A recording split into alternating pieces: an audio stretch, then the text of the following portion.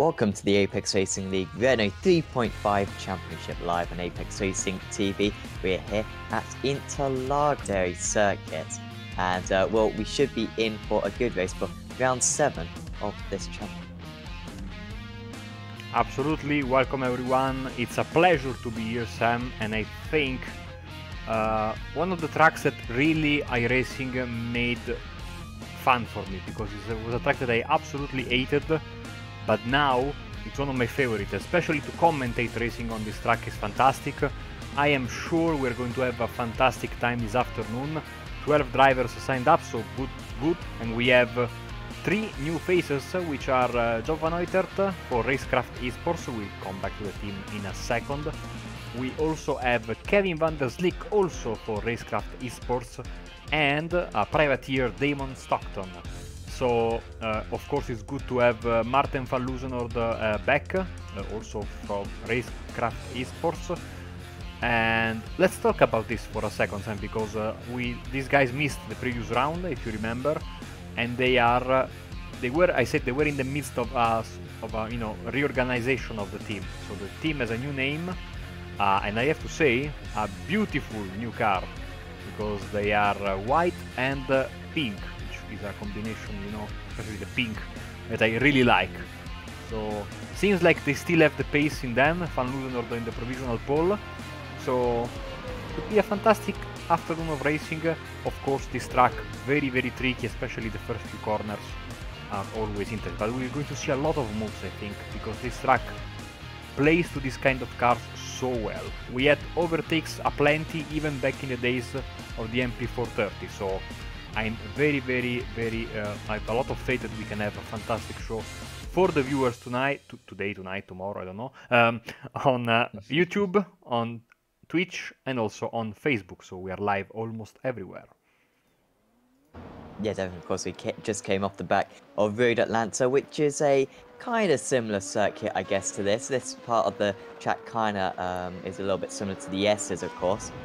I really wish we had the really old layout of this circuit, when you used to have the massive infield circuit. Never actually seen any kind of real footage of it, but it must have been quite a beast to have to negotiate. Quite a bit shorter now, this circuit, than it once was. And of course, as you were saying, good to see Martin van Loosenord back, because his championship lead, which he had built so impressively in the opening few rounds, has been eaten away by Matej Kastanje. He's had a good run of form in the past few rounds, and well, he's maybe back in the hunt. Van Loosenord really does need to make sure that he at least turns up for the final few races, to make sure that he makes absolutely sure of this championship. Just got a few more drivers to complete laps. I think we've got Damon Stockton in 9th place currently. He's just setting his 2nd timed lap. And Billy Rose as well. He's just approaching this turn 12. Not using the space on the outside of the circuit, almost running wide, almost picking up a 1x. It should be a clean lap for Rose, who hasn't set a lap yet. Will he be able to maybe put himself ahead of Massimo Berto, as he almost picks up a 1x, actually getting on the grass, going through turn 13. He crossed the line. I think he'll stay in 12th position. At least that's a valid lap time. It's not a valid lap time, so he's going to. He's still got another one though. He was on his last lap, yes.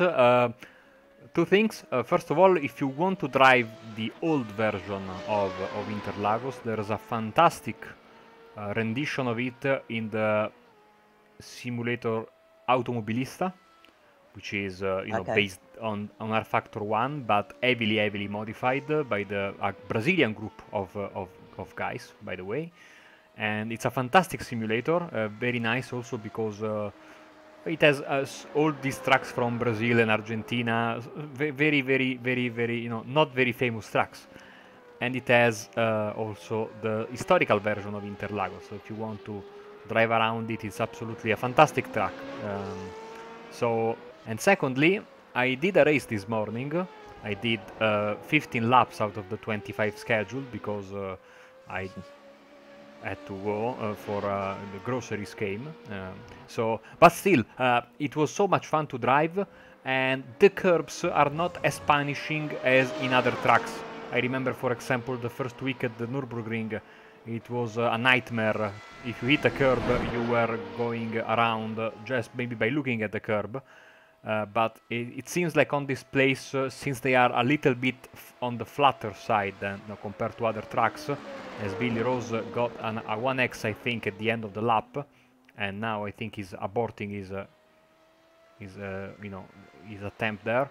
So these drivers, I think, will be able to push just a bit more than usual, because you see the curves are so flat. You can really use them with caution, of course. You have to avoid, jumping too hard on them. Also, we say hello to the viewers. We have Diego Colafabio, fellow Italian, Ian and Ryan, also Ryan Walker, watching us. Of course, coming on the back of the Battles 12 Hours yesterday, for which I asked Ryan no spoilers, because I have yet to watch the ending. As Stockton as well will not improve himself after going on the grass in turn 12, I think, even though I prefer... I think that's turn 12, yeah. They do have proper names for the which I corners prefer. as well, but I can't remember many of them. Don't Is worry. Vetafilio one of them, or is that a different circuit? No, that is Monza. No, that's Monaco. Monza. Oh, Monza, sorry. Oh, dear. Well, I shouldn't have said anything, to be honest. We are going into the final 5 seconds now of qualifying. And why is there Damon Stockton? Just to get a little bit of practice with the grid starts that we'll have, obviously. And we are going to be able to go through the grid very soon. 12 drivers out there today. It's good to see a slightly improved turnouts. Martin van Liesnod, back to old ways for him. He's on pole position alongside Matej Kalastani, always a strong qualifier. He's going to be under pressure, though, from Job van Joitert in third and Scott Newton fourth. Then it's Kevin van der Slick, a new driver to the series, in fifth, very competitive within a second of pole position. So too was Byron Daly and Thomas Knoll. Alessandro Vocatello got his first podium of the season at Renault Atlanta last time out. He starts in 8th. Then it's Damon Stockton and David Cudmore and Massimo Berta in 11th. And Billy Rose, as we saw, did not set a lap time in 12th. Big start this, isn't it? If Kalastani's going to win this one, he's got to get past Van Liesnod straight away. Absolutely. It's going to be important to get good track position at the start, but also I think we're going to see some fireworks going into the corner after the straight, the back straight, which is, I love saying the corner names around this track, because I find Brazilian Portuguese to be a very, very nice language, very musical. So I will entertain you during the race with the corner names. The Reta Opposta is the straight after the S do Sena and the Curva do Sol. So I think we're going to see cars left and right there. Absolutely. First up, it'll be the Senna S's, though. Martin van Liesnod from the pole position at Interlagos. And away we go. Kalastani's not going to be able to pressure him. I think going into turn 1, he's just going to be too far behind. Van Liesnod can take a normal racing line. Newton's already got up, and wide goes one driver. I think that's Vocatello with a big issue, and Stockton as well falling down the field. Yeah, awful start for Alessandro straight away, but you can see the top 3 pulling away a little bit from the rest of the field. Slick is still in, he's dropped down 1 position into 4th. You can see Kalastani trying to put some pressure on the race leader. Stockton, a decent start for him. In fact, 4 places gained so far. He's the big gainer in this first half of the lap. I think that was Van Oitert going very wide at the first corner, but then something happened in the back, and we go to that as soon as possible, because there were cars everywhere. Roccatello got involved for sure. I think also Cadmore got involved in that. Maybe also Byron Daly, even though his car seems okay at a first glance. So already some chaos that first corner, dangerous in all kinds of cars, in all situations. But the top 3, Van Liesnod, Kalastani and Scott Newton, as Billy Rose has got an issue going around. I think he's crabbing a bit, or maybe not, maybe he just doesn't look very straight, that car. No, it does look a little bit awkward for him. As Van Oitert, is he trying to get the move done on Daly? He has been able to move ahead of Daly. He's back up into 8th position, as we see side by side here. That is Knoll going past Stockton. So Stockton got the move done at this part of the circuit on the last lap, but back comes Thomas Knoll, a really accomplished driver in this series this season, but round the outside there goes Stockton, and he might just be able to make this one stick. Through turn 5 they go, up into 6 and 7, but it's often the driver on the outside who actually has the preferable line here. They're still going by side. This is the type of action we can get here at Interlagos. Stockton not giving up, not giving a lot of space on the inside, but surely round 10 he'll be able to finally establish that 5th place. Great battle there for from Knoll and Stockton. I dare to go back at the start just for a second and see what happened. Let's put the camera on Roccatello and see from his from above what happened to the Italian driver and also to the other drivers in the back seat. We start. We should see one of the racecraft cars go straight on. Oh, Daly. Okay, Daly. Oh, wow. So Daly spun. I think he hit a Fanoiter, that was, and then it created a concertina effect, basically. Drivers were slowing down, and sadly, a few were pushed out of the way and up in the air, sadly. Yeah, it could have potentially been even worse for many of those drivers, but fortunately we still seem to have all 12 drivers continuing in this race, as Van Uytert just gets past Bertzer that time. Now Bertzer's going to lose out to Daly. Almost contact between the two of them. That was a little bit unnecessary because I think the move was done straight away as Daly right on the tail now of Van Uytert, and not being able to make the move is the South Carolina driver. I imagine these two might just follow one another because they should be pretty close. Should be quite quick, so catching up to Knoll and Stockton just ahead. Stockton is in the barriers there, you see, mistake and big damage to that car. I think this will be it for the Australian driver. Big problems, as you can see, he's parking the car out of the race. Let's get a replay of that because that was a pretty big hit.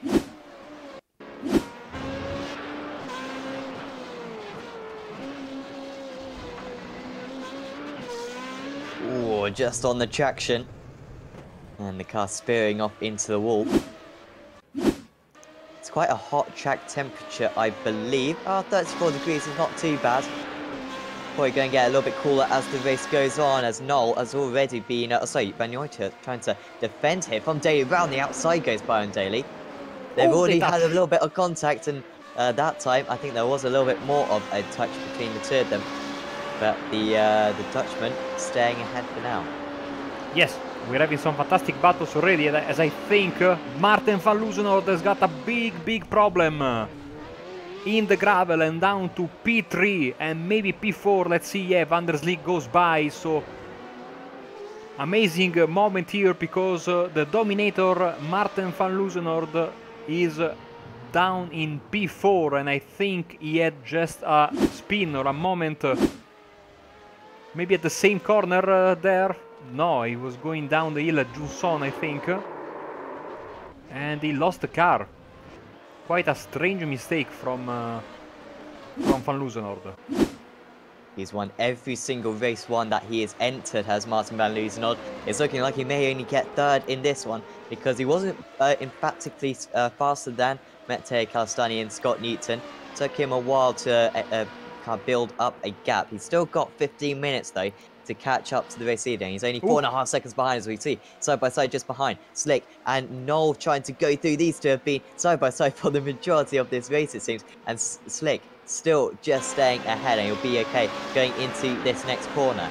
Daly was also trying a move as well. We've got a couple of duels going on. You can see how Van Loosenhoort has already been able to pull away from these two, and if they keep on fighting, they're just going to invite the two drivers behind to join this battle, and it could be a four-way battle relatively soon. Yeah, Byron Daly making a good comeback after the first lap troubles. He's in P7 right now, but Van Loosenhoort pushing very hard now, trying to close the gap between himself and Scott Newton. You can see on the screen right now the gap is around 2.8 seconds between the Apex UK driver and the Racecraft Esports. It will take a little bit to get used to the new name because Learn to Race was Learn to Drive was a fantastic name for a team. As Newton gets his personal best, but Van Loosenhoorn, fastest lap of the race. He is really angry and really wants to get that position back. Yeah, it's half a second faster than Calistani, which is a good gap for him, but it's not necessarily the gap he's had over his rivals for the rest of the season. As we see, once again, Noel coming back. He's desperate to get this move done, but it's almost a carbon copy of the last lap, where just around the outside, pretty simple for Slick to hold on to it. And now they're 3.5 seconds ahead of Van Joitert. Half a second faster on that last lap was the Dutchman, and also Daly following him as well. So these guys might join in the battle by the end of the race, but they're not quite closing in as quick as I thought they may be. And once again, this is the best advertisement for this championship. Just a few rounds left, so if you want to join, you get a pretty big discount on the very cheap price that you get for registering for this series for the final 4 races of the season, around 9 through 12. We go to some fantastic tracks. As these guys are back on the start-finish line, Van Loosenhoorn fastest lap of the race, 18.202, 1 second almost as faster than both Calistani and Newton. Yeah, that's much more like it for Martin Van Loosenhoorn getting into the low 18s. No one else has got into the 18s so far, apart from Calistani, but that was only on the one occasion. As Daly, well, is it better just to stay behind his rival? He doesn't think that, because he's going to go for the inside. Once again, the outside line in that turn 4 working really well. Daly, though, is going to be able to make this one stick finally. And we'll see if he can maybe try to build up a bit of a gap. I assume they'll stay glued to one another. But them constantly going side by side is just losing them any chance of battling for 4th and 5th later on. As we go back to the battle for P4, still Van der Slick and Noel battling it out. As we are getting once again back on the start-finish line, almost halfway through this race 1, and we will get once again an update on the lap times, as Calistani is about to start lap 8 and he gets 18.9, 18.7 for Newton, 18.2 for Van Loosenhoorn, so he's still gaining, even not as much as in the previous lap. Newton is really pushing hard as well, because he just had his fastest lap of the race, so good race so far for Scott. He didn't have a lot of good luck, especially in the first few rounds, and sadly due to work commitments he's not able to be here for every race. And also I finally found his skin, beautiful livery on Trading Paints, and I raced with it this morning. It's a very cool, simple but effective design. As you can see, all carbon fiber. And I tell you what, if Newton keeps pushing and getting quick lap times, he has more than a chance of passing Calistani. Yeah, he's really giving himself a chance right now. The turbulent air is quite an effect in this car, but the slipstream effect is also quite strong. So we'll see how much he can gain going through turn 13 and then onto the pit straight. Of course, the gap is down to just half a second now, and he really is reeling him in right now, Scott Newton. They also have the DRS, only a handful of opportunities though to use it, and he's really closing in. You can go for a dive into turn 1. Will Scott Newton go for it? The Aussie stays behind for now, but he's lining this one up really well. You can see Van Loosenhoorn just behind, trying to catch up. If Newton can get this one done nice and quickly, then Calistani might be able to hold up the Racecraft Esports driver, and that's what he's going to try to do, because it's only a 1/10 of a second between first and second. Newton ducks out, but he wasn't close enough, and there's not much of a big contain into that corner due to the high downforce and the high speeds in this car. But you can almost be certain now Van Loosenhoorn is going to be onto the back of these guys by the end of this lap. I think we are going to have officially a 3-way battle for the lead very, very soon. It is already a 3-way battle for our live timing software, which puts in the battle for first Calistani, Newton and Van Loosenhoorn. They are there is 1 second between Calistani and Van Loosenhoorn, with Scott Newton being the meat in this sandwich, basically. And I think Newton needs to go by Calestani very quickly, otherwise Van Loosenord will battle with him, and this might give the chance for Calestani to pull away just a bit as they go on the start-finish line once again, and they are so close. Will Newton go for it in the first corner? He was much closer coming out of turn 12, and now going into turn 1. He's going to go for it. Scott Newton, he's all out of shape though, but he's going to get it stopped. No, he's not, and he's spun round. Well, he never gets any luck, and when he does, it is always bad.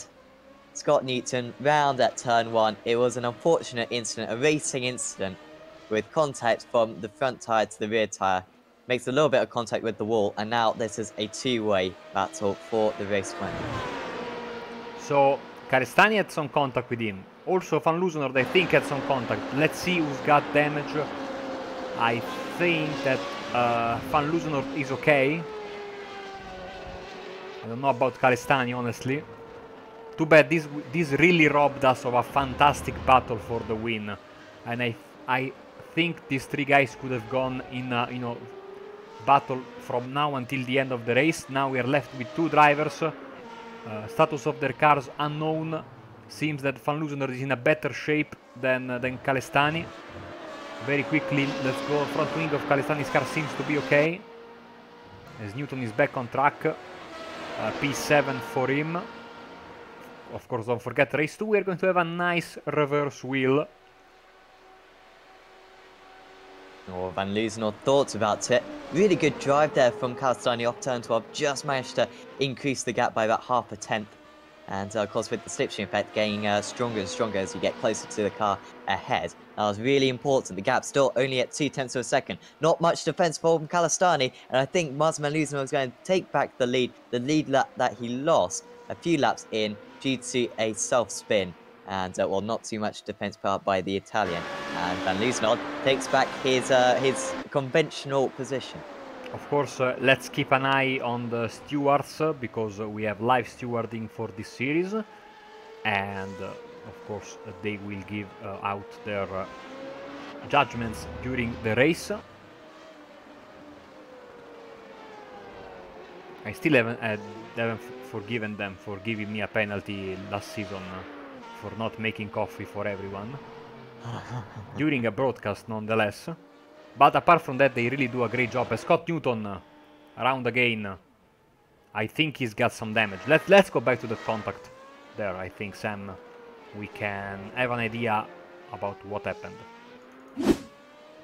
Yeah, he was really out of shape on the brakes.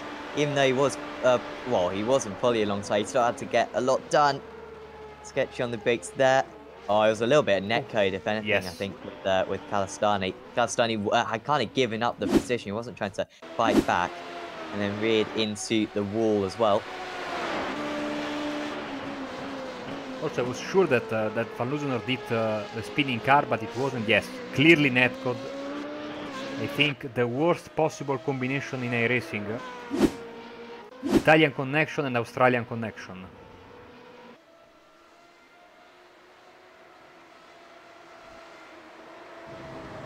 Oh, now these two guys. This is the battle for third place, isn't it, for the podium? Yes, now it has been promoted as the battle, promoted to the battle for P3 due to Scott Newton's problem, and these two guys have been battling it out, Sam, since the first lap, I think. Yeah, it was Noel.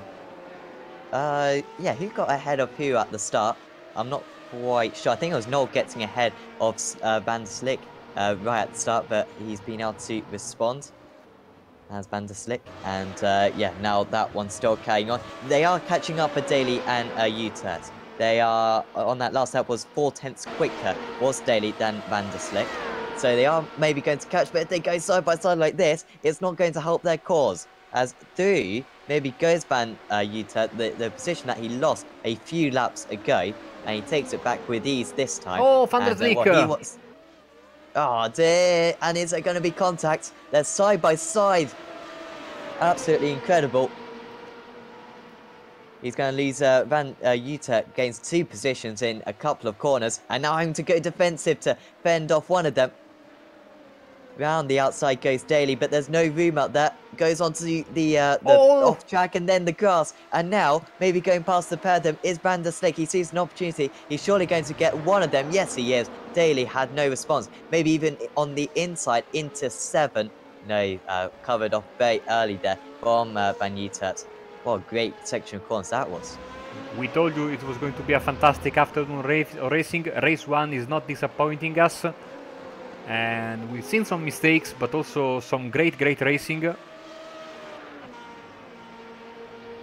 So, Van Loosenhoorn in the lead, then Calestani, Knoll, Van Uitert, Van der Slik, the two of the 3 debutants for this race. Then Byron Daly, Scott Newton having another off a few minutes ago. Van Loosenhoorn fastest lap of the race, 17.8. 2 seconds faster than Calestani, which I'm sure is sporting some damage. In all of these, of course, Thomas Knoll, very happy, because look at the gap he has now over P4, and he could get a nice podium at the end of this race. We've got 2 minutes and a half left, Sam, so not long to go. And also remember, 17 incident points is the limit for these guys, so they will have to be careful about that as well. Yeah, definitely. Because it is, particularly out on the exit of that corner, it's quite easy to pick up some incidents. But these drivers, I think, have done a pretty good job everywhere else. Of course, it's good old grass on the most part. Or you lose time, so it's a good combination. Van der Slik getting a little bit of an alternative line. You go wide into one of these corners, they can compromise the next 3 or 4 corners. And just trying to stay close enough around this part of the circuit where we see in F1, the turbulent air around this part of the circuit of any track, I think, is worse here. Because the amount of mechanical and aerodynamic grip, really long radius corners, and you need the car to be absolutely planted to have any chance. But of course, this, one of the longest flat-out sections in the world of motorsport. But he's really not closing in too much as Daly, maybe just closing in right at the end of the straight, but this is going to have to be a massive lunge if he's going to go for a move, and he's nowhere near close enough. Knoll just falling back now. And that last lap he was 7/10 of a second slower, but I think that may have been due to a bit of traffic. Is that Billy Rose just being overtaken? Yeah, so Rose losing these guys a little bit of time. Back comes Daly maybe into turn 4. If Rose can just clear, not quite. And, well, Daly has been a little bit frustrated out here because he'll be thinking that a 3rd place was very possible. Yes, absolutely. I think we're getting one more lap after this. We are 35 seconds away from the clock hitting 0 on the countdown, and Van Loosenhoorn is about to finish this lap as well. So I think these guys here will have another chance at fighting it out for the 5th place. Let's very quickly go and check where Van Loosenhoorn is. Yes, we will have another lap for sure. White flag in the air. Of course, open sets up this, so the fuel can sometimes be a factor. As we saw, of course, at Road Atlanta, where we very nearly saw the race leader Matej Kalsane lose the lead right at the end. And here, losing 5th position is Kevin Van der Slik. Unless he can respond down the inside into turn 1, it's going to be a really brave move. But Daly has the confidence around the outside. This one isn't over yet because Daly just missed the apex ever so slightly through turn 2, and it's compromised his exit. Van Uitert isn't too far behind, isn't too far ahead of these guys, but they're just fighting over 5th place now. Daly to the inside, but round the outside. A brilliant move there from Van der Slik. A bit of a poor exit, but I think he's going to get away with it. That is some defense of 5th position. Fantastic stuff, fantastic battle. As Calestani drops out and then comes back, or not. Yes, he's back in. Moment, once again, Italian connection strikes again. Yours or his? His. Oh, problem for Slik. Oh, he left room down the inside. We're going to have to quickly go back to our race leader because Martin Van Loosenhoorn is going to take another race victory this season. I think that's his 10th of the season for Racecraft Esports. He extends his lead in the championship. Has Daly got any response? Has he got a DRS or something on the run to line? Because he's really closing. 0.2 of a second, 1.5 of a second, 1/10 of a second. He's going to be able to pull alongside, but it's not going to be enough. Kevin Van der Slik holds on to 5th position. What a duel between those two. What a few battles we had out there, Marco. One of the best races, I think, of the season. I think race 2 will be the absolute same. Absolutely fantastic stuff. Fantastic stuff. This is what this championship is all about, and Interlagos once again proving to be the perfect track for very, very fast open wheelers. As we get the nice slow down, slow motion replay for Martin van Loosenhoorn, first win of the new Recreation team, former Land to Drive, now Racecraft Esports. So, like I suspected in the beginning of the broadcast, Sam, different livery, beautiful livery, different name, but the cars and the drivers especially are still very, very fast, as we have the race results right for you on the screen. Yes, and Martin van Loosenhoorn, despite that spin by himself, still wins this race 5 seconds ahead of Matej Kawasaki, who was probably carrying a little bit of damage near the end. Thomas Knoll, a strong third, had to get it done on circuit from 7th on the grid. Job van Joyterts, in his debut race, of course, finished in 4th, beat Kevin van der Steek in 5th, and Byron Daly in 6th. Scott Newton, could he have won that race? Maybe. He'll look very strong at least for race 2, as he'll benefit from the reverse grid in 7th. Massimo Berta was the last driver on the lead lap in 8th. Billy Rose was a solid 9th, despite being 1 lap down, a little bit off the pace. Alessandro Roccatelli and David Goodmore and Damon Stockton all got caught up in incidents in the first lap. And Marco, for the past couple of weeks, unfortunately, we haven't really needed the reverse wheel. But today we absolutely do, because, yeah, there's 3 different pole sitters we could potentially have for race 2 of the afternoon. Exactly, it's either going to be Roccatello, Cadmore, or Stockton.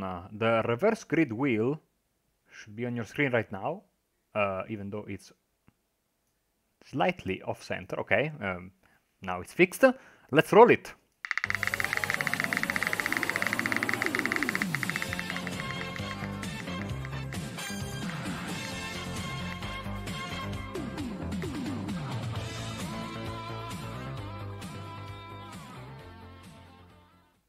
Of course, last week we had 10 cars, we had the biggest reverse possible. This week we have the smallest reverse possible. It's going to be 10, and this means Alessandro Roccatello is going to be in pole position for race 2.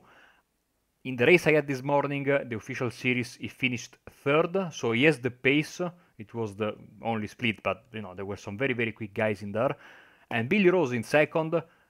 Big favorite, of course, is going to be Van Loosenhoorn, even though he's starting from the back, Calestani, but what a chance for a good result and for redemption, I think, for Scott Newton. He will start in P4. Yeah, we've seen so much bad luck for Scott Newton on Apex Racing TV. Hopefully, that will all come back into positive luck and he'll be able to secure his first win of the season. We'll be back in about 20 to 25 minutes for race 2 of the evening in the Apex Racing League's Renault 3.5 Championship.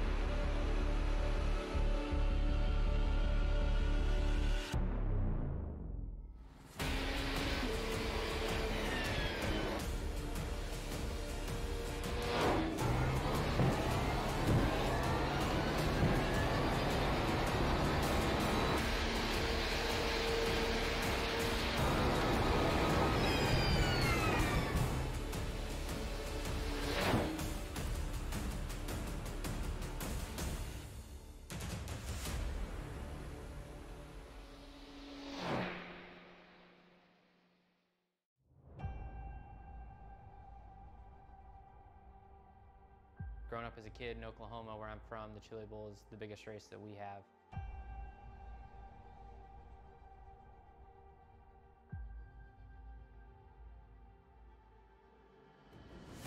The Chili Bowl has kind of been my favorite race of the year.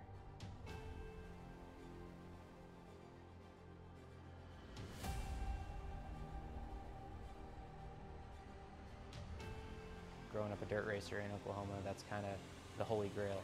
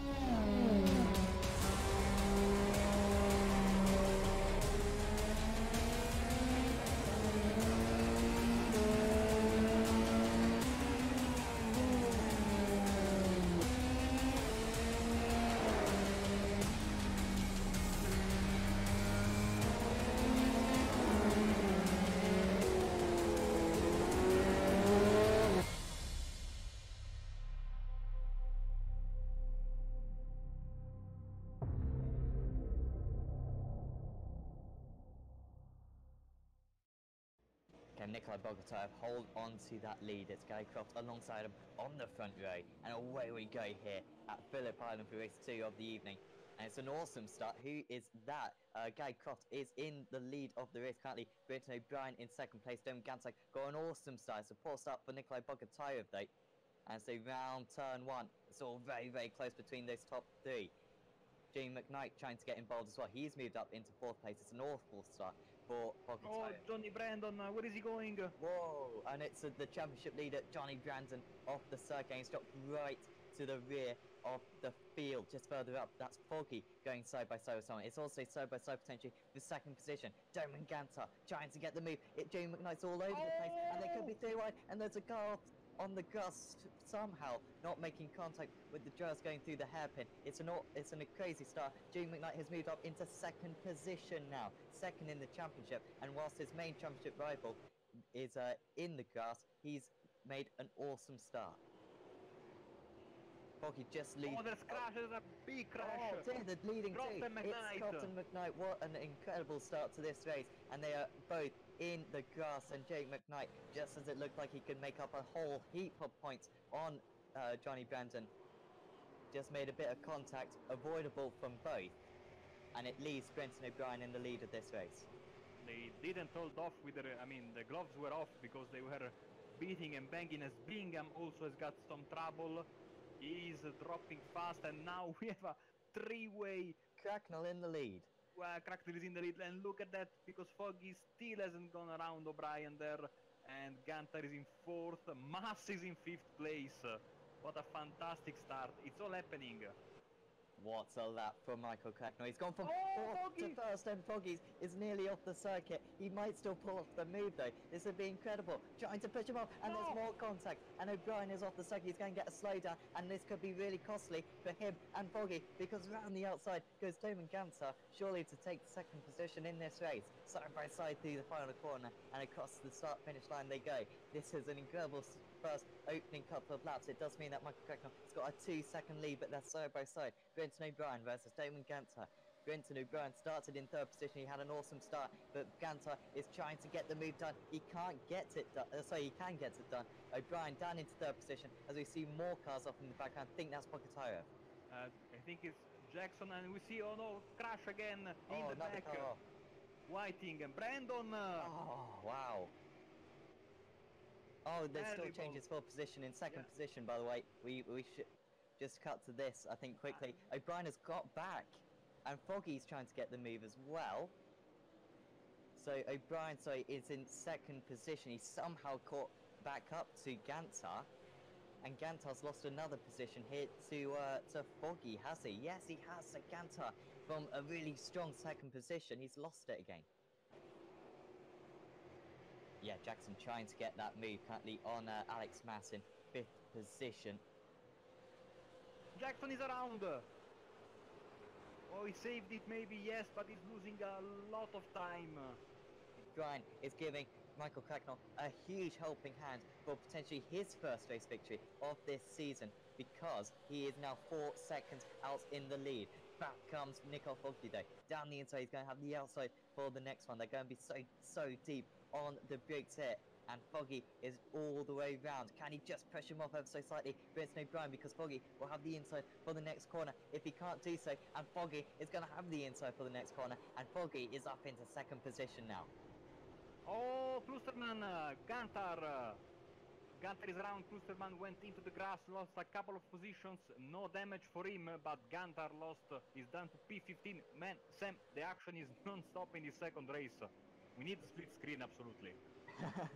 Yeah, a few screens, don't we? That was, whose fault was that? Gantar just spun ahead of Policeman, to be fair, and wasn't a whole lot he could do. It does mean that Alex Mass, remember, in his first ever feature race is running in P4. What a performance this is. Big damage from Tony. What's happened to him again? I think he got some damage from that contact there. Oh, his teammate pushes him out. Oh man. Wow, it's all happening. We are only 6 laps in, and we see now Mass in 3rd place on the inside of the 1st corner. Fantastic move by Mass on O'Brien. Oh, Warming's got ahead of O'Brien, sorry. Yeah, O'Brien, I think he's in the grass because his name is flashing in red. Oh dear. Yeah, he's spun around. Oh, that's so annoying for Brenton O'Brien. Has Warmingham gone and hit him here? I wonder if he has. Oh, was there a little bit of a tap there? I'm not quite sure. If there was, then it was very innocent there from Richard Moy. So yeah, I mean, halfway through the race, 16 of 32, I think if they are changing tires, this is the moment that they have to stop. As we see, Warningham throwing his Ooh. car, and Mass is around, I think. Oh no, that's so disappointing for Alex Massey. He hasn't lost any positions though. Johnny Brandon, yeah, just behind. Oh, and actually, Warming letting him back past, and he's going to let past his Oh, he's teammate. damaged. Oh, He is damaged. dumped He is it. damaged. Oh, that's clumsy from Richard Warmingham. I think Oh, he has damage. dear. Onboard view of the crash. Thank you, Sam Kumo, behind the cameras. Yeah, front contact, definitely. So he didn't hit with his. No, he was just waiting for his opponent. Yeah, that was a clumsy mistake, Sam. You are completely right. Yeah, and you'll see, just he gets on the power on the grass. Ah. It would be just a small thing, but I think if Ma stays out, he will lead his first lap. No, he's in. So no. I'm wrong even in the little things. Oh, he's around! No, this was on you, Sam. I'm sorry. You just talked about it. Damien Gansard trying to get the move here on, trying to defend. No, sorry, trying to get the move on Alex Mass. Sorry about that. And yeah, Gansard down the inside, Mass around the outside, almost off the circuit. And can he possibly get the car stopped? Yes, he can. A little bit sideways on the apex. Gansard, though, as we've seen so many times this race, if you can just carry the speed around that hairpin, you get a nice little run into this one. And as he goes down the inside Doman, he might just be able to pull ahead. No, he won't be able to. Alex Mass is sticking in there. What a brilliant debut performance this is from him. Apart from a little bit of spin on the pit entry, he has been absolutely superb. And Domin Gantar, I sometimes doubt his race car. Boy, was that good, Marco. He is up into 7th position. I mean, he would like to get another position that would benefit, and of course, McKnight being one of the championship contenders, would be nice to put some points on him as well. Oh, Tony on the outside drifting wildly. That was a bit too much, I think. And this will give a little bit of respite for McKnight in order to catch his breath for a bit and maybe fend off other lunges from Kusterman later in the race. And Gantar's got past O'Brien. Brilliant move there from Dylan Gantar. I didn't see it, but I assume this is quite a nice move. It looks this way, leading up to it, on the outside going into turn 1. Oh, that was a good move. Well done, Domin Gantar. And he's moved up into 6th position. Yeah, here comes Michael Cracknell. He's going to take his first race victory in this series. And he's going to bring himself right back into championship contention. Michael Cracknell wins race 2 at Phillip Island. Fantastic drive from him. He profited from other drivers' mistakes, but he fully deserves that one after weeks of scoring solid podiums.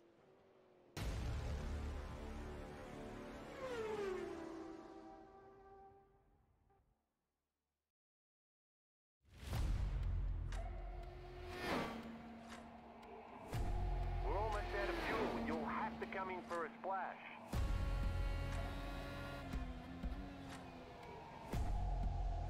Three, two, one, now.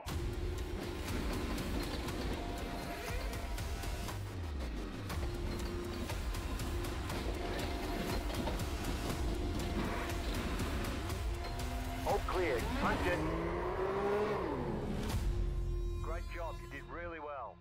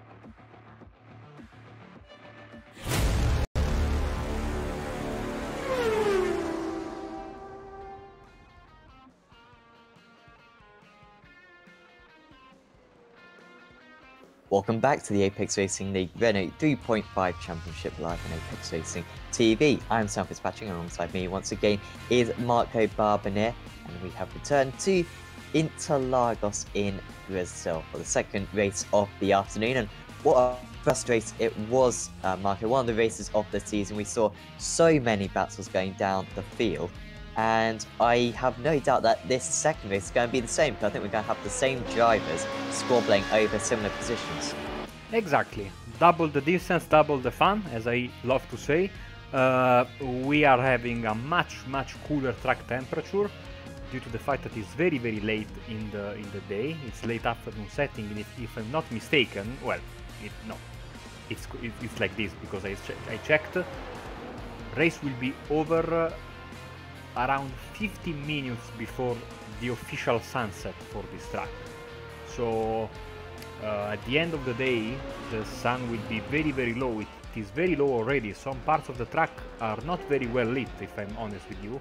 I hope that the clouds will be as far away from the sun as possible, because especially in the beginning of the session, it was very dark. But once again, this will be longer than the official iRacing series that they are running here. So question mark about the tires, question mark about the fuel, and let's see, hopefully a cleaner first corner than what we've had in race 1. As the starting grid is on your screen right now, just a moment, I was holding my breath because I did the reverse, so I was a bit concerned. Alessandro Roccaterra is on the pole position, and that is what it was supposed to be, I believe. Massimo Berta in second place. Scott Newton starts in third, and then it's Byron Daly, Kevin van der Slik, Job van Utert, Thomas Knoll, Matteo Calstani, Martin van Loosnord, and David Cudmore rounding out the top 10 with Damon Stockton at the rear of the field. Just a couple more drivers to get onto the grid. And of course, 40 minutes, as we've already said, for this one. Double the length of the first race. Alessandro Roccaterra from the pole position. It's going to be difficult for him to hold on to this one, but of course, got his first podium at Renault Lancia. The next step up would be a race win. That's what he'll be looking for, but certainly got to watch out for. Scott Newton on the second row of the grid was lightning fast in race 1. Just made a mistake, unfortunately. As we get ready, unfortunately, Uters hasn't been able to take the grid. That's not going to stop Roccaterra launching away from the line here. And it's not a great start, though. I think Max Burton might be able to take the lead. Newton right on his tail. So too is Daly. Can he profit from this? Oh, big crash into the wall. And is that going to take out anyone else? I think Cudmore and Daly, I think, had an issue. And now Rockatel's really slow. Into the lead goes Scott Newton, and they're all fussing over each other at the in second, third, and fourth. It's absolute chaotic at the start of this race. Not sure what happened going into turn one, but this is big right now. And into the wall, maybe goes Kalistani. No, he's been able to save it. But an awful start for him. He's down into 7th place. Van Loosenor's already up into 4th. And I think he might be able to gain another position here. Up into 3rd position goes the Dutchman.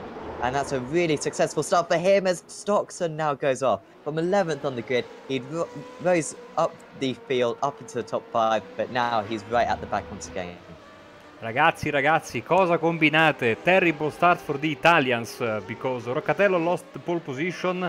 Max Berta smashed into the wall and Calestani left the track at the Subida do Lago. I don't know if his car is okay. It looks like he only went very wide. That was a scary moment for him. And out of all this, we have Van der Slick in 2nd and Van Loosenord in 3rd, and they are about to pass each other. Yeah, we found out that Van Slick is actually a real-life racing driver. He's trying to defend like one into turn 1, but Van Loosenord all the way around the outside. That's a fantastic move from him. No chance for Kevin there to fend off that attack. And Van Loosenord already has escalated from 9th up into 2nd. Kalistani trying to recover. He gets past Roccatello, or Willie, because he's struggling on the straight line speed. Gets it on the brakes though. A missed opportunity maybe at a race win. Certainly 2nd place still a possibility for the Italian. The number 3 driver, because everyone, Scott Newton out in the lead is only 3.2 seconds up the road. Yes, good move there from Calestani. As soon as things settle down a bit, I will get a replay of the race start, because many things happened. Max Berta, that was one of the most violent crashes I've ever seen on iRacing in a while. That car slammed into that wall and came to a stop, and then sadly, to iRacing physics and also real life physics, I think, it bounced back on the track, collecting daily, as Van Oitert is on the track right now, but I think he's already a lap down, so I don't know what happened there. For the LMP3 champion in the European Le Mans Series. No, he's not 1 lap down. The timing was wrong. He's actually... Yeah, he is on there. He's behind Roccatello. Yes, he's still on the lead lap. So he started on the pits, and he's keep an eye on him, because he could make a very nice comeback. Yeah, maybe it was best for him to start from the pits, because he would have been potentially involved in that big crash. I wonder if he got caught up by the gridding up process. Only 1 minute to grid up in these reverse races, as Van Loosenord making a small mistake. He's not quite catching up to Newton as quick as maybe some would expect, but Newton, to be fair, was extremely quick in race 1. And of course, as I said earlier on, the turn around this part, so it can be a bit of an issue. From 7/10 to a second back, as the gap currently is, shouldn't be too much of a problem. I think Scott still races in the Apex online racing league as well on a Friday night. I think gets some decent results in that, so he has got plenty of experience in this car. Kalistani trying to recover still. He is closing the gap actually to the race leader, down to only 3 seconds now to the race leader. He's right on the tail of Thomas Knoll. You wouldn't think Knoll is going to fight this one too hard. These two, I think, had a pretty good battle at Okayama earlier on in the season, and they're having a good battle once again here. Kalistani round the outside. So difficult to pull off this one. There's almost contact between the two of them, but Kalistani should have the better run. Now they are neck and neck heading down the straight, going into turn 4. Just running ahead is Thomas Knoll, but Kalistani's going to have the ideal line. He's really good on the brakes into this corner. This time, maybe not so convincing, because Knoll is going off the circuit and still is ahead. Kalistani, I think, almost losing the rear end there on the exit of the corner. Yeah, you almost stopped mid-corner, Kalistani, so not the ideal line and traction maybe that he wanted, as Van Loosenord putting the pressure on Scott Newton, as Van Loosenord right behind him. Say hello to Titus in the chat, and he asking for the SOF of this race, and I say there is no SOF to speak of, technically speaking, because this one is a a league race. So there is no such. I mean, there is a strength of field, but it's not important in terms of the championship points. Yeah, it's approximately. Yeah, it's approximately about 3,000 iRacing, I think. We've got two 6K plus drivers, and Lutonord at 6.4, and Calistani at 6.0. Of course, Scott Newton is at 4.3, so not a bad driver himself. And really, it only goes down to about 2K, the lowest iRated drivers here, so it's a very competitive field. And certainly, if anyone's thinking of joining up to this league, don't let that put you off. But it is a really good fun league, as you've probably found out from this racing so far. And of course, as Michael was saying earlier on, you do get a heavy discount from the $20 entry fee. It's down to only $10. I think it may be even less now that we are more than halfway through the season. So we've got a few more rounds of this championship, a few more races for Martin van Luitenhout to win, I imagine, and a few more races for Scott Newton to maybe take his first win of the season, as Van Luitenhout gets really close on the exit, a poor exit from Newton, and he might just be a sitting duck, is the Aussie, down into the pit straight.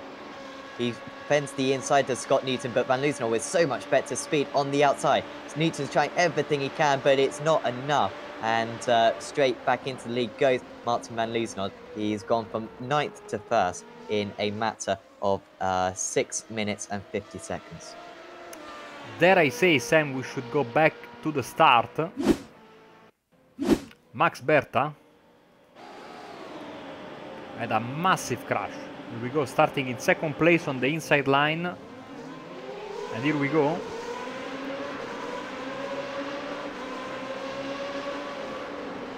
Oh, and then he collected Daly there, absolutely, and also Stockton. Then on the backstretch, I think, got a little bit of contact. And then Calesani had an off. Roccatello was very, very slow. Cars all over the place, and I think Calesani got hit or lost the car under braking.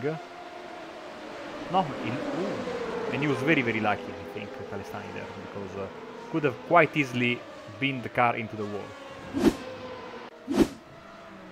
Yeah, I did say initially that he might be into the wall.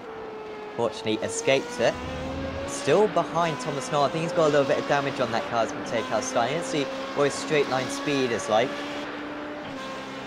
He is closing in a decent amount, I must say. Noel could be defenseless here as Calistani just goes straight to the inside. Noel managed to bend around the outside last time in this situation, but I think Calistani's got enough momentum into turn 1. And he makes that one stick this time, back up into the top 4. Podium looking very possible, but Noel is not giving up. He wants to get on to Kevin van der Slik, undoubtedly does Calistani, but he's not being allowed to at the moment because Noel wants to gain on the outside turn 4. He won out in this situation last time, but Calistani much stronger on the inside, carrying a lot more speed and pulls ahead. And surely that one is a done deal now. Yes, I have to say Thomas Noel has been in many battles today. Not shying away from contact, not from battling, as Stockton is in the pits. Van Uyter started from the pits as well, and now he's putting the pressure on Roccatello, the pole sitter. And like I said, he could be a guy that we need to keep an eye on, starting from the pits very quick in race 1. And now he has caught to the back of the pack. He already went past Dave Cudmore, and now he's putting the pole sitter under pressure.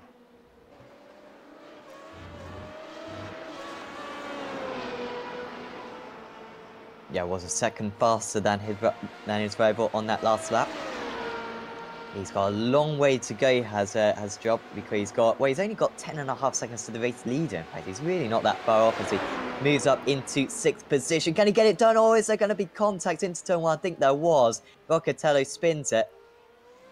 And he just misjudged his braking point there, but the result is the same. Van Uyter up into 6th place, and here is the replay. He kind of got it done prior to the corner, and I think it was Roccatello who decided to go back onto the racing line and just misjudged it. Did well not to make any more contact.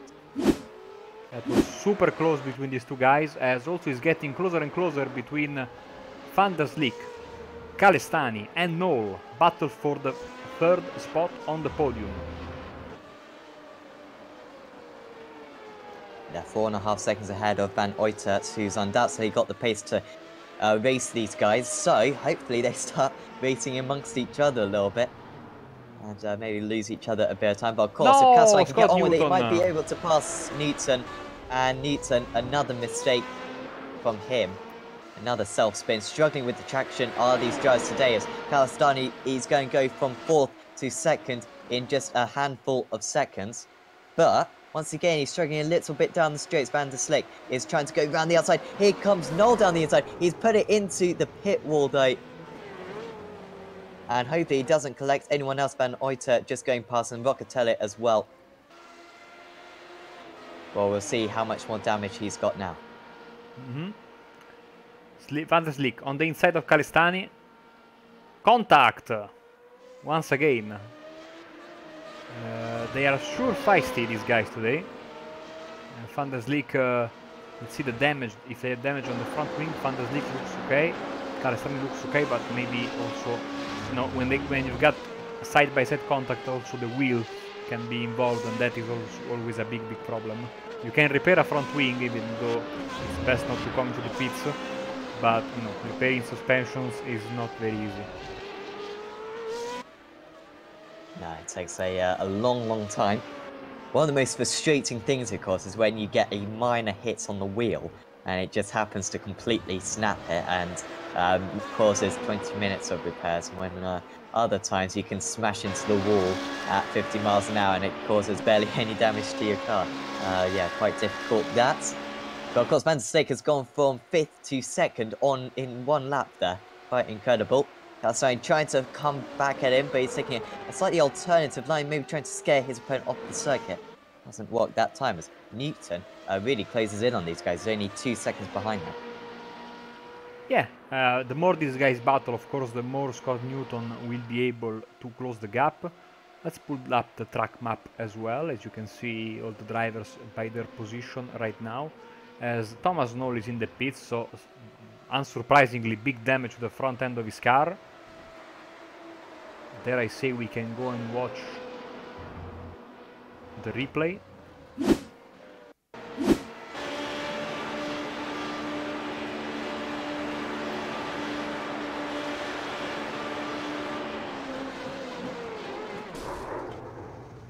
That is also front left suspension damage, I'm quite sure.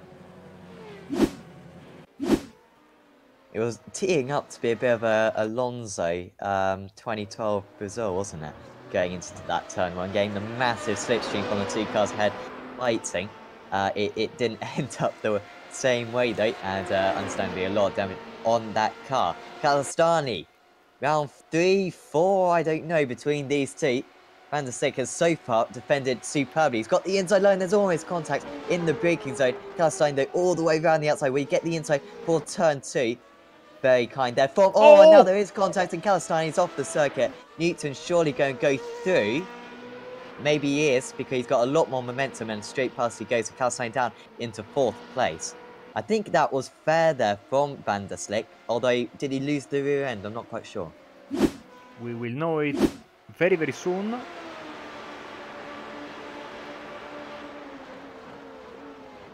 These guys are not holding back, Sam.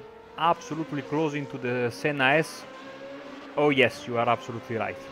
He lost the back end as well, though, to be fair. Oh. That seems to be the case today. I have no idea why, but today seems like the servers are not up to their usual level, I think. But what is really surprising is that after all these battles and hits and you know, excursions off the racing line, seems like Calestani's car is holding on pretty decently. Yeah, he's now had what, 3 incidents now has taken Calestani, along with plenty of other troubles being overtaken by other cars. Just quite difficult. He's finding it in the race car. He always just seems to come off second best in wheel-to-wheel battles. Certainly not what we usually see from him. He's only 2 seconds off second place still. Of course, he's got Newton back up into third, although he's now being caught by Kalistani. As Martin Van Liesnow now 13.5 seconds clear of the rest of the field. Everyone else has had issues pretty much. Newton with his spin, Kalistani with his 2 offs, and along with having to battle plenty of cars. And it's paved the way for the Dutchman. And how many times have we seen this, Marco?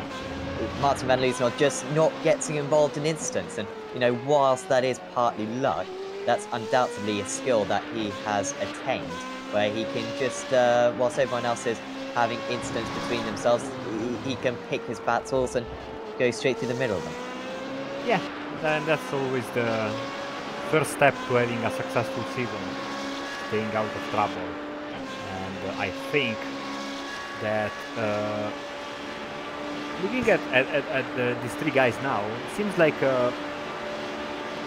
I dare I say Kalistani seems to be the fastest, but since he's not making the move on Van der Slik, it seems like they have similar pace. But I think Kalistani can close the gap to P2. Of course, now there's Scott Newton in between as well, another factor to consider. But these 3 guys here are finding it very tough to pass each other, despite, I think, Kalistani being the quicker of 3 guys here. We're talking about 3 very fast drivers, don't get me wrong.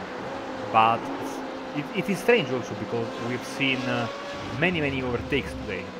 So it will be interesting to see if in the second half of the race one of these 3 guys can really pull away and maybe make a little bit of a gap. Oh, Kalistani is sending it! And he makes the move.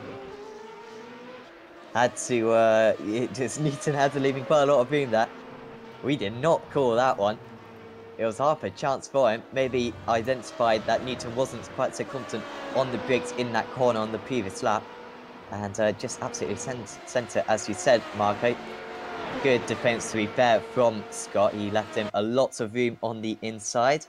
Kalistani back up into third place. I don't know how many times he's moved up into third place. About 4 times, I think, already today. But can he get up into second for the second time today? Oh, yes. And yes, he can. Because Van der Slik has made a mistake, and it's a rare mistake. His first spin of the day, I believe. And now he's under big pressure from Van Uytert, as here comes Newton. Back at Kalistani. Kalistani can just not catch a break. Newton round the outside at turn 4, but this time Kalistani is going to have the edge. And Van Uytert, starting from the pit lane, is up into P4. I tell you what, Sam, this might just have been a little bit of a break, because I think now this will become a 4-way battle for second place. Kalistani and Newton, very evenly matched. You know, Scott is a very clean driver. He didn't fight too hard when Kalistani sent it in the previous lap in this very corner. So I think he will be able to keep up the pace with Kalistani. Van Uytert, amazing pace from him. Van der Slik as well. You know, these 2 guys a little bit prone to mistakes, but this has been the first race in the championship for them. So maybe they're taking a little bit of more confidence with the car. But I think these 4 guys here are decently matched with each other in terms of... We have to see, because I said before that Kalistani is maybe the quickest. Remains to be seen if he's got some damage or not, as Van Uytert gets his fastest lap, personal best of the race. So interesting stuff as we are getting closer and closer to the halfway mark of race 2. Both these guys are race cars, aren't they? The 2 Van Uytert and Van der Slik. Absolutely. Okay, so it's currently Racecraft Esports, Positive Sim Racing, Apex Racing UK, Racecraft Esports, and then Alessandro Roccatella, who's a privateer, and David Goodmore, who is Solar Flare Racing. Apart from that, of course, we've got retirements for everyone else. Noel and Stockton are both privateers, and then Max Bertzer, No Tech Drama, and Byron Daly, Scuderia Carolina. That's a big problem in terms of championship points for Byron Daly, because he was definitely in the mix for P2 or P3, fighting it out with Kalistani. but I think that this will be a big loss of points for Byron, sadly. Van Uytert's really pushing. Yeah, he's got incredible pace right now. He was still slower than Calcine and Newton on that last lap, but only 2/10 slower. Van der Slik just losing touch as he half a second slower than Van Uytert on that last lap. And I think maybe this is going to be a three-way battle. I must say, I think Newton maybe is pushing a little bit too hard, but he's already made 2 self-spins today. So if Van Uytert can just keep on pressuring these 2 guys, he could certainly yield a podium from this race. And of course, we've still got pit stops to go. Oh, sorry, no, we don't have pit stops in this race, do we? Apologies. Don't worry. I have... That would be a good addition. Oh, I don't know. I do quite like these lights to flag races. Gotta get the moves done on circuit rather than relying on the pits. Sam, whatever you do is not going to be the most embarrassing thing on Apex Racing TV of the weekend after what happened last night on the backstretch You of say Bathurst. that, honestly, a lot. Oh, okay, sorry. No, I thought it was something that I did, but no, No. definitely. Don't text and drive, kids. No, absolutely. Well, don't drive, kids. I think that's illegal anyway. Don't drive and click on JRT. Yes. On your second monitor. After you already can't done your pit stop, by the way. So there was absolutely no point. I was just checking the live timing. Have you ever made that mistake before? No. Okay, that's slightly excusable then. I'm terrified of making that mistake. I remember I was starting a DP race one time, and yeah, I was starting a DP race one time at the Nürburgring, and because I only have a single monitor, I pressed the look to the left button, and I just went straight into the gravel on the race start. Lost all the positions in that class. Still won the race though. It made for a good event actually. As Van der Slik has another spin. And I was saying how maybe he was losing touch with the 3 drivers ahead. Now he's certainly gained touch of Alessandro Roccatelli's right on his tail. And the Italian, who's had a little bit of a difficult race so far in that very Italian livery. Maybe he's going to have a chance, but just missing the apex at turn 12. I don't think he's going to have a chance at the start of lap 18. Yeah, we have this big problem. Always have this problem with our flag is that there's no way to putting it right on a car because it depends on where you're looking. One side is going to be upside down. So if you look from the onboard, it's perfectly left to right. But now if you look at the front, is flipped. So technically, also the British flag, the UK flag is there's a right way to display it and a wrong way to display it. I know it very well, but it doesn't strike it. It's not very easy to catch it at a glimpse. So it's not. I've hung my Union Jack the right way in my room, so at least you guys can be proud of that. So you have a Union Jack in your room? Yes. May I ask why?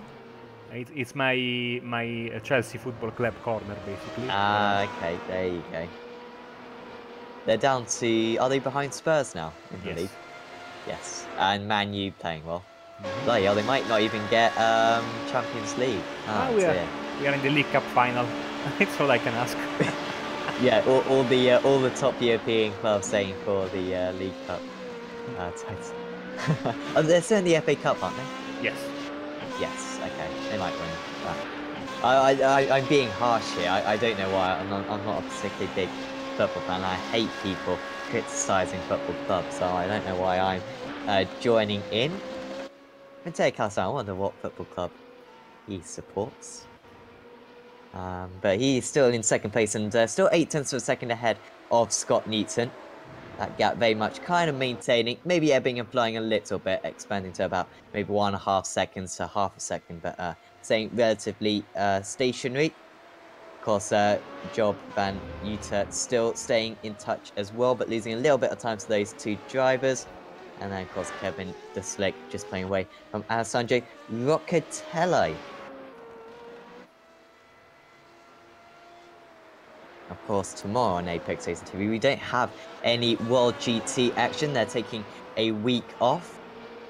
So, but of course, we do have with Marco and Ryan and Tyler, I believe, the Masters, the Cup.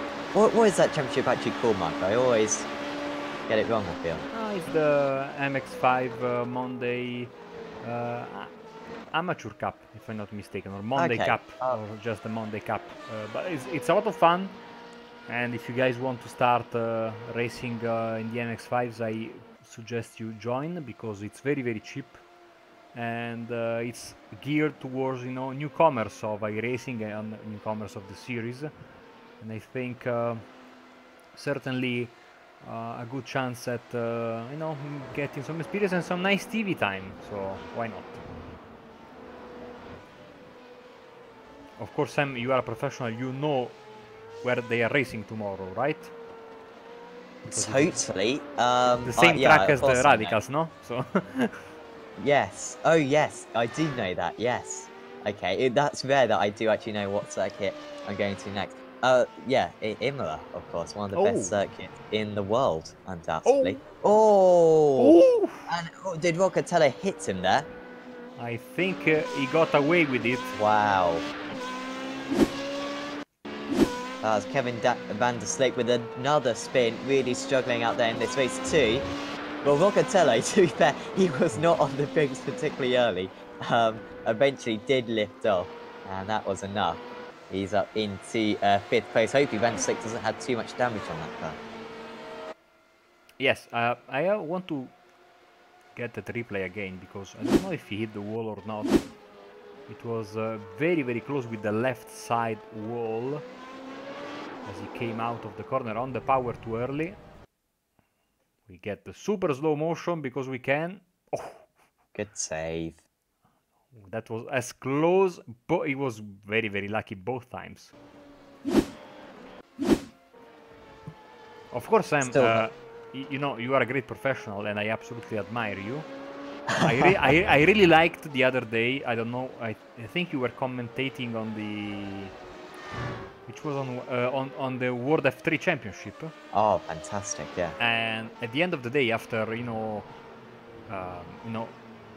were very, very, you spent all this last couple of weeks organizing the Bathurst event, and which was very nice. We have the broadcast on the channel if you want to go back and watch it.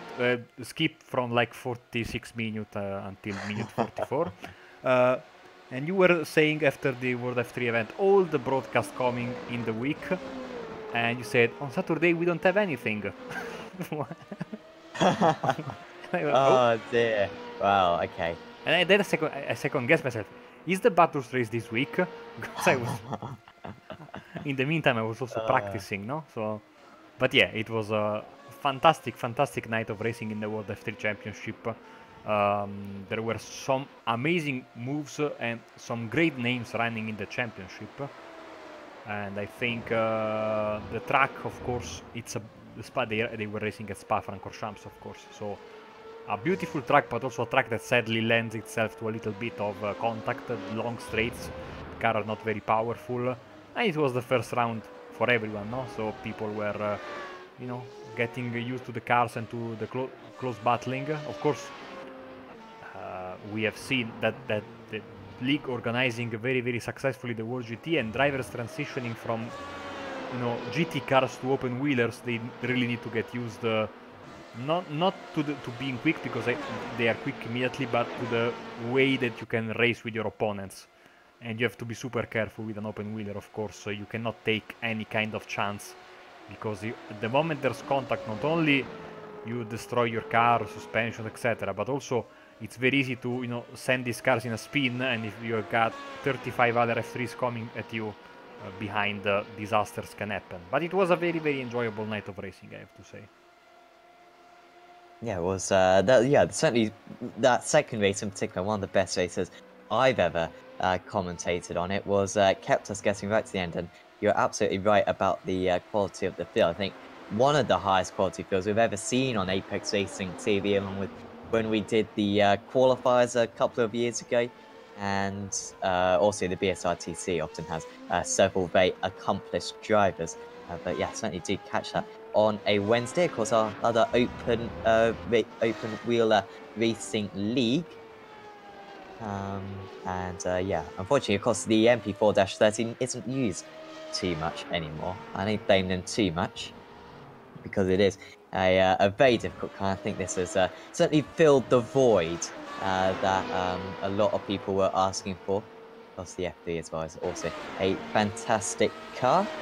I think there was also talk, Marco, about potentially a new GTE coming to the game. It could either be maybe the Aston Martin or the Corvette, or probably most likely the Giant. That is the BMW M8. There's And a also lot of maybe talk. even a P2 as well. Oh, Oh dear, into the wall goes Van Utert, who was driving so well, putting pressure on second and third, and that's him out of the race. very, very big crash. And very, very sudden mistake there. Let's get a replay very, very quickly. I told you in the beginning of the broadcast, you can use the curbs more than in other tracks, but not this much. And Van Uytert sadly paid the big price. Now everyone behind him is very happy. Well, his teammate Van der Sleek not very happy because his teammate is out, but he gets one position. So does David Cadmore and of course Roccatello, profiting from the Racecraft Esports mistakes today. And very, very quietly jumping up to 4th position as Calestani and Newton are still 1.5, 1.4. Maybe we can get the lifetime history of these two drivers here. And just very quickly also we can talk about the new car coming, which is coming in in the next build. So this is 99.9% sure because it has been confirmed by the staff. Of course, things can change at the last second, but the new GT is coming. Remains to be seen. The Corvette C7R, of course, is about to be retired by Chevrolet, so it won't race. And we know that iRacing sometimes gets cars that are about to be retired from competition. But also the BMW seems like they are about to leave the WEC after this season. Aston Martin, there's still these rumors of when they got the GT1 car many years ago, that they had a contract with the racing for 2 more cars. So we only had one, the GT1, so there's still 2 left. So it remains to be seen. I think, well, we have had a very, very comprehensive build as Calestani goes a bit wide at the penultimate corner this time around. And if you notice, there's been a lot of radio silence from iRacing from what is coming in the next build. So with only 4 weeks away, I think we will get some news very quickly. Yes, hopefully we will do. Of course, plenty of things still on the list, but as you have probably noticed up there, one of them has been ticked off, the day-night transitions, because it is getting quite dark now. It takes me back to South Korea 2010. Oh, what a fantastic race. It was a very good. Not much wheel-to-wheel action, but in terms of drama, it was right up there with the 2 Red Bulls crashing out. Of course, if Alonso had actually won the championship, then it would be even better of a race because that would have been the defining moment. But in the end, Vettel managed to bring it back right at the end. And of course, they were calling for the race to be stopped because they couldn't see where they were driving. And of course, at that time, the track was only kind of certified by the FIA the week before. So it was basically a building site with concrete all around and, the wet weather, absolutely incredible scenes. I remember the race finishing and like 5 minutes later with the podium, which was like I wouldn't say in complete darkness, but it was like there was semi-decent light when the race was at the end of the race, but on the podium it seemed like it was like a night game at a football stadium. But the thing I love the most about that race, and you could be asking yourself why Marco likes that race when Alonso and Ferrari won, is because there's this immortal quote from the Italian public TV commentator at the end of the race, And as Alonso was taking the final corners, the commentator said, World Championship that is taking the road to Maranello. And I always go back to it every once in a while. They made a Ferrari fan of all people made a a funny video about that very bad prediction.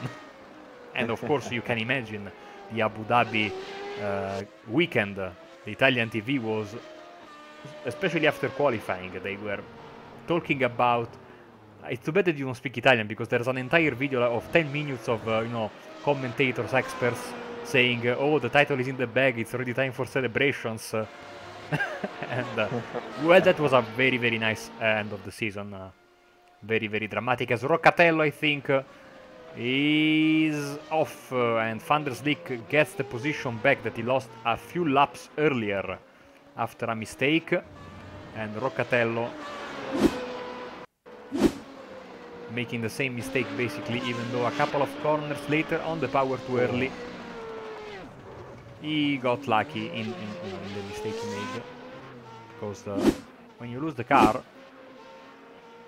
usually it's oh, by the way, Calestani has lost a lot of ground to Newton in the last few laps. Let's get back the comparison once again, and you can see 0.3 of a second, 0.6 of a second, then 2 laps where they were equal, 26 and 27. But with the way the draft works in this car, if Newton can keep it behind Calestani, it's going to be very tough for Calestani to repel Newton from his back, basically. And also we have only 3 minutes left, so if Newton wants to get P2, it's time to push.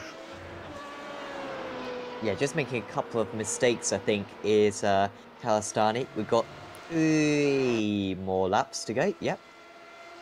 Always looks as though they're going into the pit lane. Of course, this is I was talking yesterday actually about the iRacing curse, on how circuits had changed before they just after they scan it. Of course, this one was changed 2015. I want to say, oh, as Newton makes a big mistake, and that might just be the battles per second over.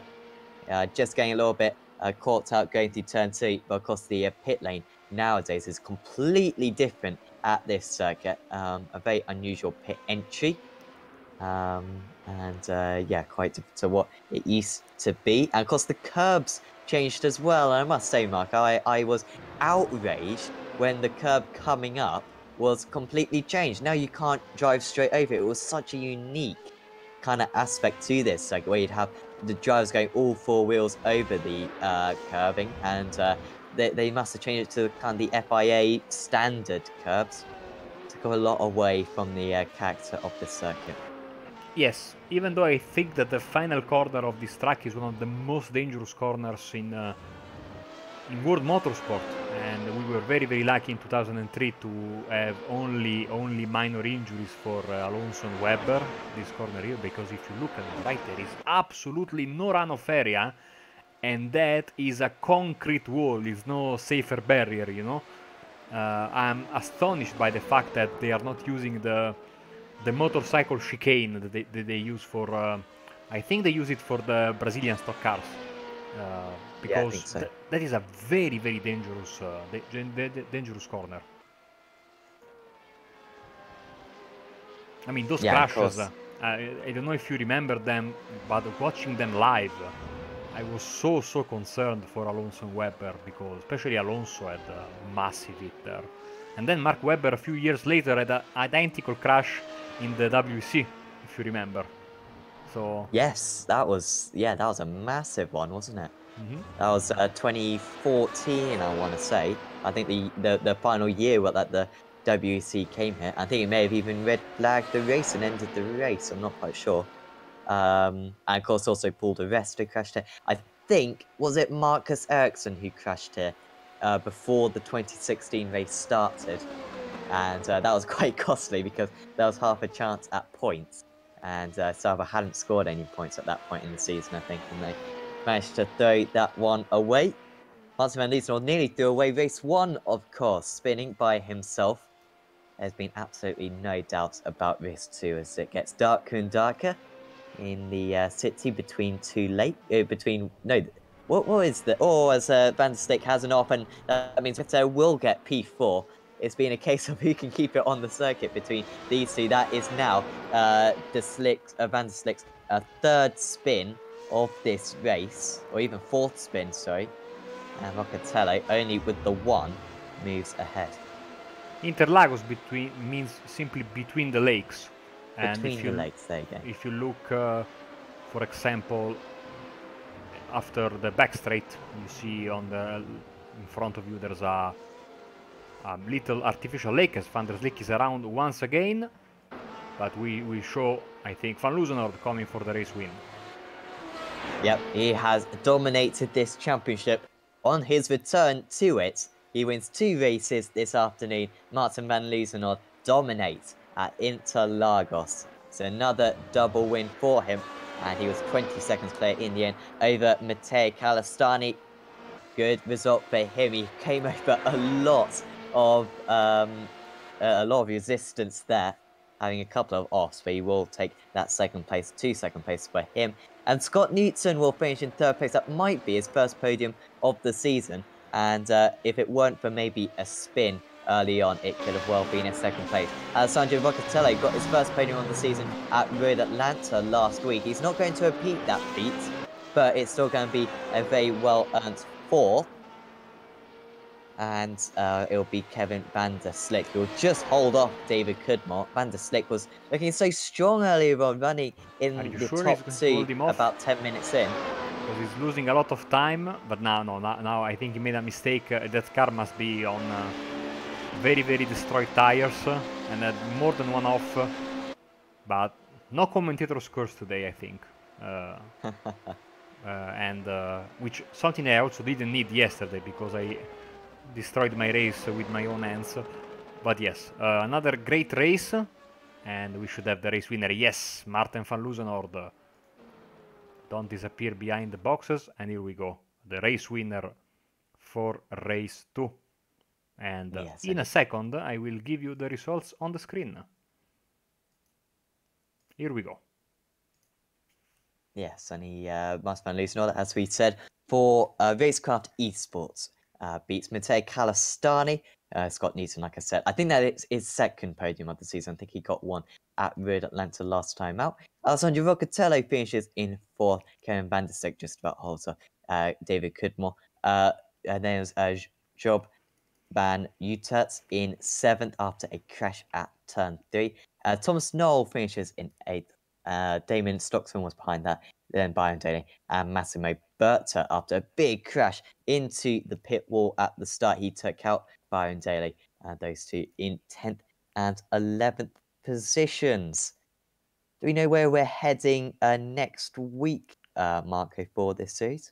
Absolutely. It's going to be, like I said, a fantastic end of the season with the calendar. We have a lot of great tracks. And of course, like we said earlier, hopefully you like Imola because we're going to feature it a lot on Apex Racing TV next week because the BSR series are there. And of course, the Apex Racing League Formula Renault 3.5 Championship will be there February the 10th. Then we go to Circuit of the Americas, then back to Monza, to Italy for Monza, and then Spa to round up the season. So 3 fantastic tracks to end the season out of 4. We really cannot complain. Yeah, absolutely. It should be great fun, those few races. And of course, if you do want to sign up to this championship, certainly do sign up to the league. I think there's a forum post in the Renault 3.5 championship forum section, as we got a couple of interviews. I think we'll first have an interview with our double race winner, Martin van Loozenhoorn. And Martin, really well done out there. It's another double for you, but that race 1 in particular was not easy. Just take us through that mistake that you made, which dropped you down into 4th place at one point. Hello, thanks. And yeah, the mistake I made was a lack of practice, basically. Just, I didn't have the right line there, racing line, so I went too early on the throttle and there was no grip. Counter steering didn't help, so there was the spin. Yeah, and then after that, of course, you had to make your way through the field, and you did that really efficiently. And something that I said earlier on, you don't seem to get involved in crashes, apart from maybe that one race at the Nürburgring. Apart from that, this season, whilst everyone else is crashing out, you just seem to go straight through the middle of it. That must be a skill that you've attained over time. Yeah, I think the guy with the sniper rifle on the Nürburgring just stayed there. So yeah, you just need to take it easy, really, and really see what your opponents are doing. And if you can read that well, you can stay out of trouble. And I think I learned that through the years doing Apex races with lots of reversed grids and stuff like that. So I think it comes a little bit with with the years as well. Yeah, definitely. You've certainly being able to do that. And of course, that race too, you kind of won it on the race start. You're already ahead of Kalistani by the end of the first lap. Again, just everything going on around you. And you just had to pick your way past each car. Any good battles you had out there? You seem to kind of be able to side through everyone in the end. Yeah, it was some good racing with Scott Newton as well, and with the other guys around me at that time. You know, really, after the start, you need to make sure that you don't crash. So you're trying to avoid everyone that's crashing out, and then you start to getting your rhythm. And yeah, Scott's pace was really good. Also, Mateo's and the guys Kevin and Job, who joined since this race, were also doing really well. So kind of proud of them as well. Yeah, it was a great day for your team. It's been great to see you race out there once again, Martin. Hopefully, we'll see you plenty in the final few rounds of the championship. Before we let you go, any shout outs you'd like to give? Shout outs to all the sponsors, to you guys, and let's make a nice few races the next 4. Thanks, Martin. And yeah, we'll see you next week. See ya. Okay, we've also got Scott Newton, of course, our P3 driver in race 2.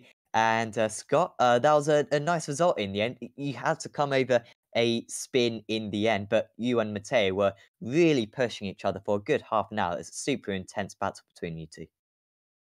Yeah, hey Sam. Yeah, it's a bit unfortunate that I spun at the Junkau corner pretty early in the race and saw everyone pretty much blast by. But luckily, I was within a few seconds of Mateo and managed to close up a little bit through his battling with other cars ahead. And yeah, that last half hour, 25 minutes was one of the most intense battles I've had for a little while. So yeah.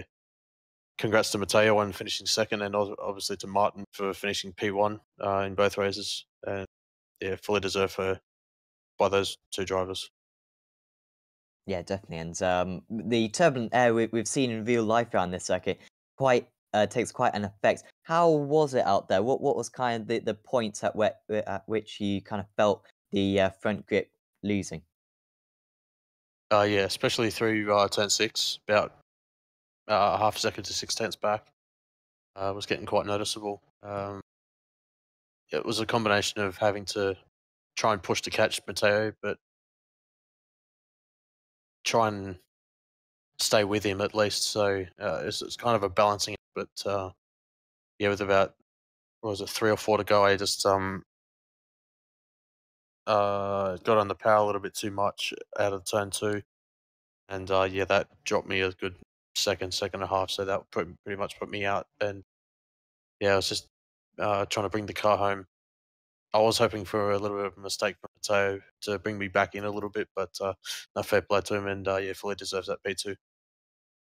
Yeah, definitely. I'm sure you guys are going to have plenty of battles from now to the end of the season. I think Mark was saying earlier on how it's Imola next for this series next week. Is that one that you're looking forward to?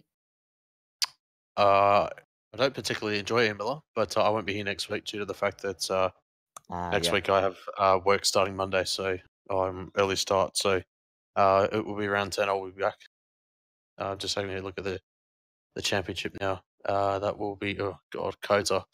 of all places too. So yeah, I'll have to see what I want to do for Kota, and yeah, I'm sure I'll be able to turn up in one way, shape, or form. Yeah, definitely. I certainly wouldn't blame you for missing that one. That's going to be a tricky one, particularly in these single seaters. Before we let you go, Scott, any shout outs you'd like to give? Yeah, just you guys are putting on the broadcast all to all the drivers that have put on the league, and also to all the organisers and all the blokes over at Apex Racing UK and the sponsors, JCL Sim Racing, Leo Bodner Sim Steering, and STK Gaming. Cheers. Thanks, Scott. Not a problem. Right, cheers, fellas. So, we were going to have an interview with Kevin van der Slick, but unfortunately he's... oh no, he is He's back. back. Awesome. He clearly didn't hear me on the broadcast because there's a delay, but you know, I'll say that he did hear me, maybe in real life. Here is Kevin. Well done out there, Kevin. Really good debut performance from you. You had a few spins in that second race, but overall, you must be quite pleased with two top 5 finishes. Yeah, I'm pleased. My first time here, so just gotta get back in the car after 2 months. So just to still find the racing line and everything. So during the end of the race, my pace went up as well. So I'm pleased with that as well. So I'm looking forward for the next one. Yeah, certainly should be very good fun. The traction zones out there today seem to be the main issue. It's not necessarily a second that you associate with the traction zones, this track, but a lot of drivers seem to be struggling with it. Do you know why that was? I'm not sure, but of course, like people spin and have dirty grit on their tires, and they drop it off on the racing line as well. So yeah, sometimes it's just bad luck at one point, but overall it was my mistake. So yeah. You also had some fantastic battles out there, particularly with Matej Kalistani in those opening stages, trying to fight for the podium positions. But you kind of won out in a lot of those battles. Was there any kind of strategy that you were using, because your your wheel to wheel racing was really good? Yeah, no, yeah, racing for position is basically my best talent here. Defending, I think it was after the second straight, the first attempt from him, I ran on the outside, and then the second attempt running the inside, but I just break deeper in the corner, and yeah, most of the time I came out as a winner. So yeah, I'm happy with the battle I have with all the guys out there, and looking forward for the next one. Yeah, definitely. Of course, next week we head to Imola. Is that one that you enjoy? Imola is a quite interesting track as well. Yeah, I like the layout, and of course, Brazil doesn't fit me that much, but Imola definitely fits me more than Brazil. So yeah, the only way is up from here. So looking forward to my second race here. Yeah, definitely. It will be great to see you out there once again. Before we let you go, Kevin, any shout outs you'd like to give? Well, of course, to Martin, that teaching here a little bit from all the corners. So definitely help with the practice for this racing event. And of course, I gonna keep practicing with him because he's a fast guy. So congratulations to Martin. Thanks, Kevin, and we'll see you next Sunday. Yes, thank you. Bye bye. So I think that pretty much wraps us off for today. And of course, we will be back for Imola next week. Tomorrow, like I said earlier on, we got the Mazdas and also the Rickman Tech Sports Car Series as well. That's, I think, at 1 a.m. GMT. I'm not quite sure, something like that. Certainly stupid o'clock for all us Europeans. And then on Wednesday, we'll have the iRacing Le Mans Series and also the World F3 Championship. On Thursday, we'll have the BSR TC Winter Series in the Radical. On Saturday, we will have the Euro V8 Supercar Series, a very important event at Le Mans, a 2-hour endurance race. And then, of course, on Sunday, you'll be back with us at Imola in the Apex Racing League's Renault 3.5 Championship. So from me and from Marco as well, we'll say goodbye, and we will see you next time.